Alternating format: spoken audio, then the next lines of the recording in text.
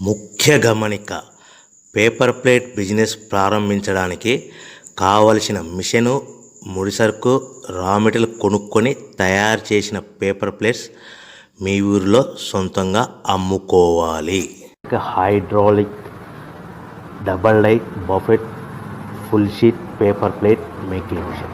ఈ మిషన్ యొక్క ప్రత్యేకత ఏంటంటే ఒకే ఒక లివర్ గేర్, హ్యాండ్ గేర్తో ఫుల్ షీట్ అంటే 2 ప్లేట్ తయారు చేసే పెద్ద ఫుల్ షీట్ ఒకటే పరబెడితే 2 బఫే ప్లేట్ తయారవుతాయని మీకు అందరికీ తెలియజేస్తున్నాను.